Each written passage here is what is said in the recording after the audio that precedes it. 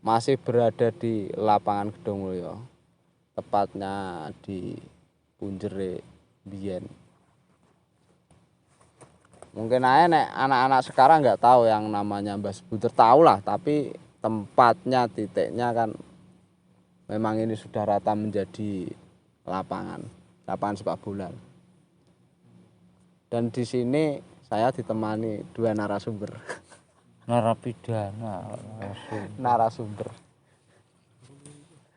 Oke, sisi lain dari lapangan Gedong Mulyo RT 5. Piye Mas? Mau sing untuk gambaran apa? Hanya suara. Suara tok. Iya. Lah sing ula gedhe mau. Suara. Iya, suara. Oke, tadi itu ya. Tadi kami minta petunjuk, minta arahan atau apapun itu sing memang kalau saya ceritakan sedikit ya. Ini dulunya punden yang namanya Punden Mbah Bunter. Punden Mbah Bunter yang sekarang sudah dihabiskan. Pohon-pohonnya sama tanahnya kan dulu memang sedikit ke atas seperti gundukan gitu ya. Dan memang desa membutuhkan lapangan sepak bola, jadi punden yang sudah lama di sini itu tergusur. Dan tadi Pak Men mendapat petunjuk atau mendapat apa Mas, suara ya? Suara seperti cicak yang Mas minta dengar. Dan tadi juga saya melihatnya malah sosok ular raksasa, entah dari auranya Mas Min. Adep-adepan ngene dan ning guri senengane ula. Guri ula. Ya sing ngocar-ngacerno punden dhuwur. Ya ini lumayan lah, lumayan apa energinya memang besar ya.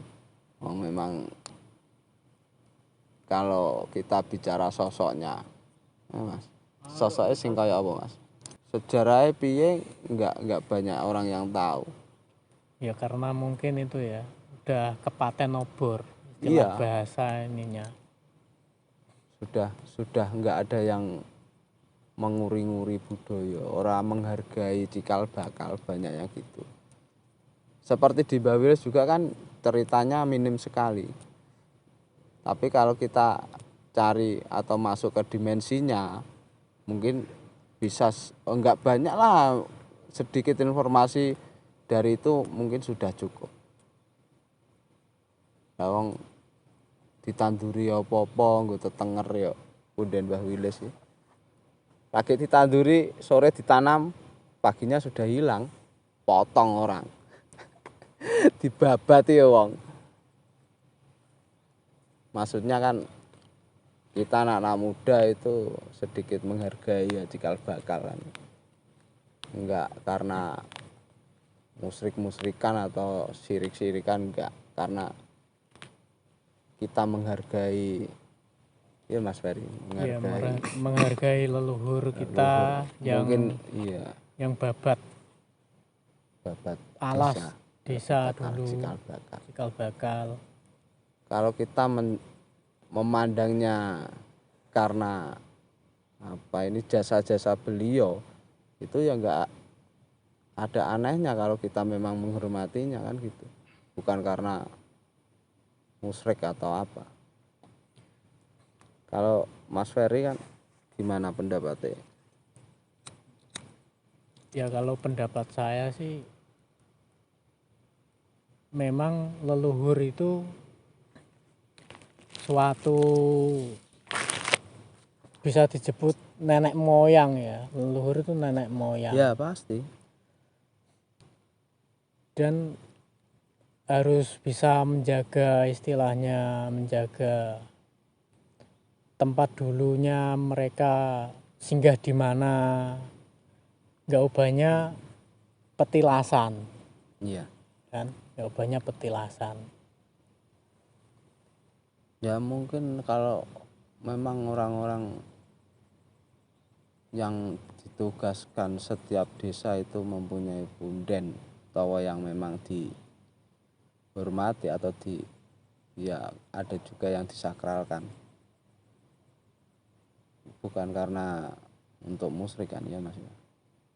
Jadinya kita anak-anak muda kalau memang itu diuri-uri jadi tahu oh sejarahnya ini punden ini begini, punden ini begini. Memang itu sudah menjadi tugas punden itu masing-masing. Kalau kenapa ya? Beliau itu ditugaskan di setiap desa-desa itu ada apa ya nek ngarane. Ia memang ditugaskan untuk menjaga atau membuat suasana desa itu menjadi lebih lebih aman, lebih lebih ya ngono pokoknya ora iso jelas. Tentram dan damai. Keseimbangan alam. Nah itu Oh, cek. maksudnya kayak cecek terus. Dan di sini ternyata kita mencari-cari apa mungkin kita kalau sudah ketemu terus diberi penanda seperti watu ngoben dadi golek nomor.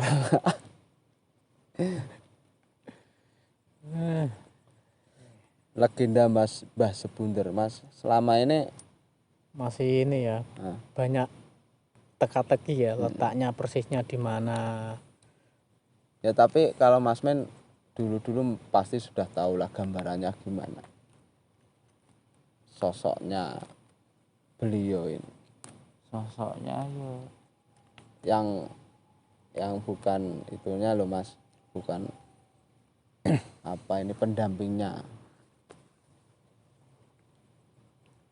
orang pesisir kayak sumo patol. Ada besar ya besar pakainya bajunya Omplangnya hitam pakai baju hitam simbar dada bajunya sampir kan nggak pernah dipakai. enggak dipakai tapi simbar dada Simbar dada. pakai brewok Nggak, kumis nggak bersih ya bersih. patol patol kalau orang pesisir atau daerah sarang itu patol pasti paham memang itu kesenian atau budaya dari leluhurnya dulu. Seperti kalau patol itu artinya penggulat. Mungkin, enggak mungkin ya ada informasi kalau Mbah Sebunder ini dulunya itu seorang apa mas? Panglima, kalau bisa panglima perang lah. Panglima perang. Kalau kita tarik sejarah ya, panglima perang di era-era Majapahit. Nek menurut Mas Men apa ya? Wah nggak tahu, nggak bisa menyimpulkan. Ya, ya memang nggak bisa menyimpulkan bukan karena nggak tahu, tapi kan paling nggak ada sedikit gambaran lah atau informasi lah.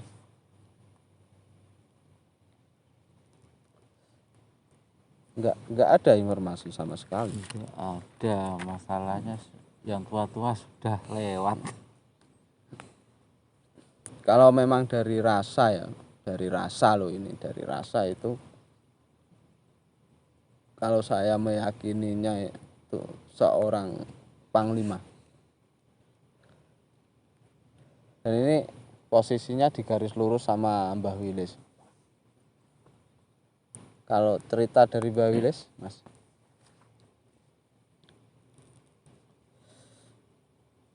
Tempat pertemuan Oh, semacam padepokan ya. padepokan para orang pinter-pinter rapatnya di situ.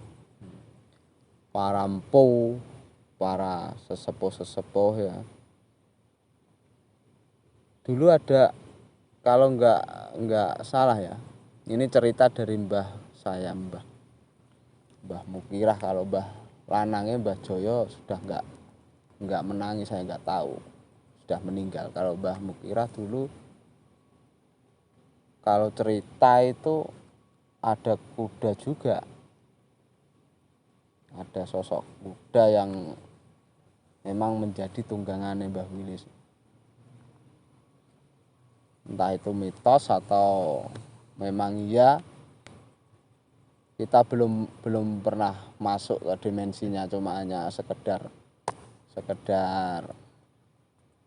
apa ya, sekedar melihat fisik ya.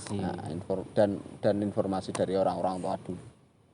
Mungkin residual energinya masih pekat, jadi nggak samar-samar.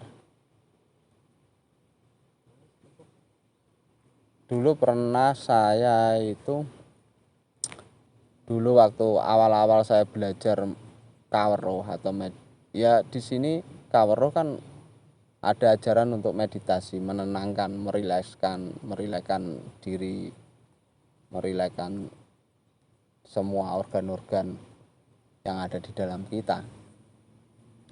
Itu saya pernah bareng-bareng ya, ada Mas Men, ada banyak guru-guru pembimbing waktu itu.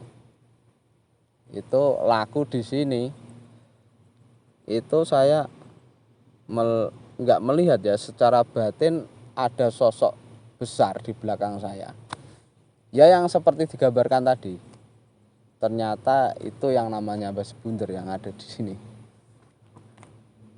2 kali saya tahu. Yang kedua itu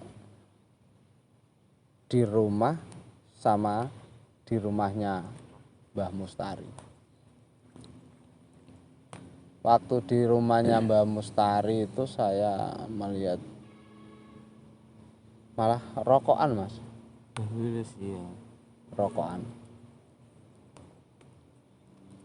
Dan yang di rumah itu waktu anaknya Ari sakit itu datang ke rumah ya Mbah Sebunder itu. Ternyata memang gejalanya penyakit, bikin apa ya, enggak bikin apa-apa, hanya memperingatkan lah kalau main sepak bola atau main apa di sini sopan santun harus dijaga.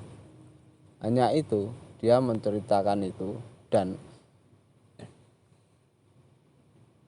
ada sesuatu, waktu itu kan Ari baru bangun rumah dan ada sesuatu yang kurang ternyata, semacam pedanyangan rumah atau apa yang kendil. Biasanya kan omah baru kan ada ditanami kendil dan diberi apa itu ya, kearifan lokal lah. Itu memang sudah membudaya di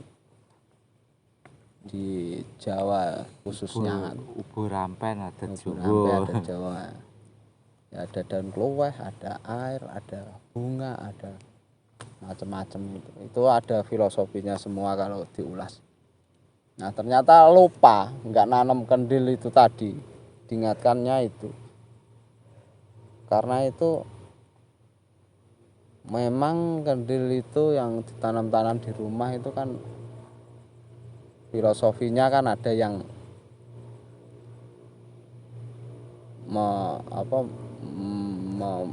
membuat atau apa ya Mas, sing gawe istilahnya pedanyangan rumah lah, penjaga rumah lah,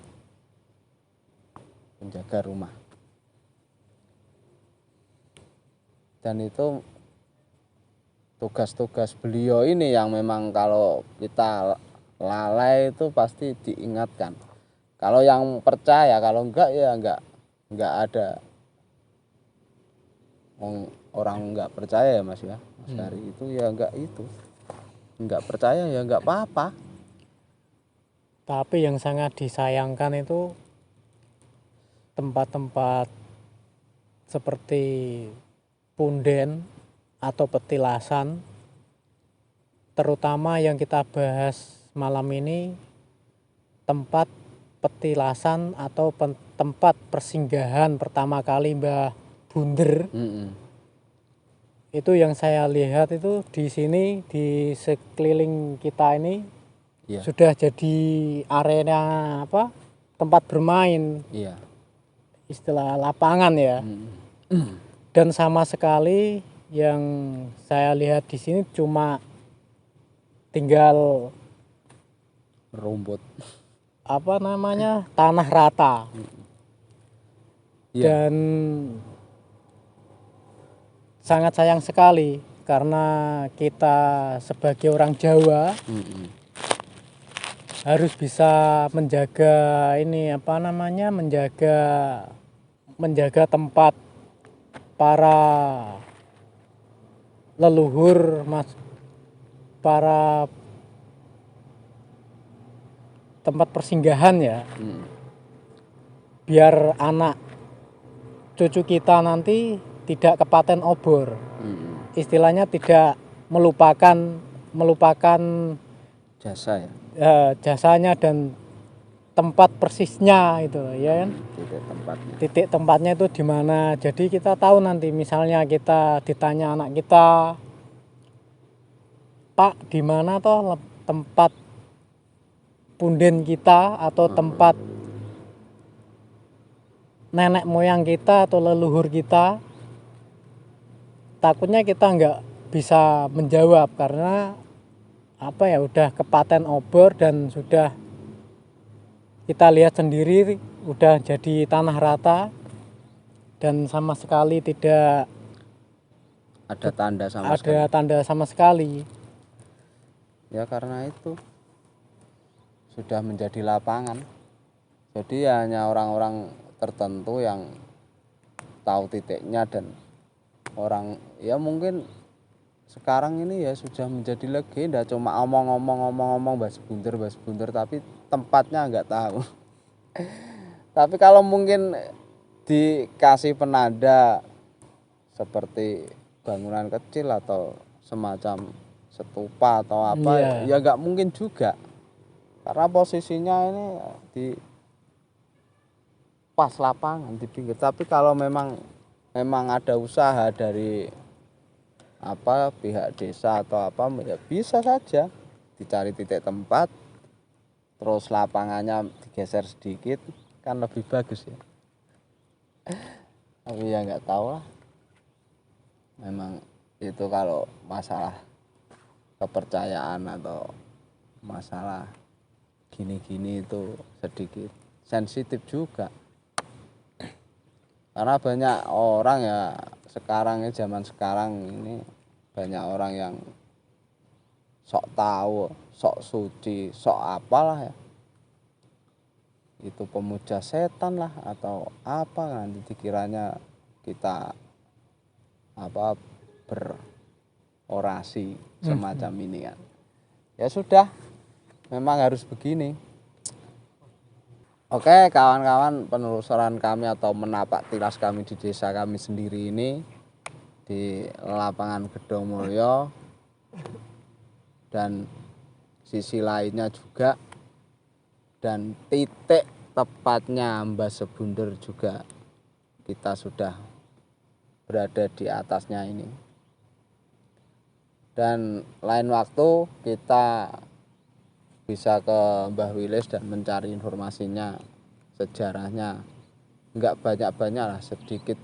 Ya syukur-syukur banyak biar gamblang. Dan kita akhiri dulu penelusuran kami. Nantikan video-video selanjutnya. Dan tentang budaya atau tentang apa saja yang memang itu menjadi nilai-nilai atau warisan-warisan leluhur.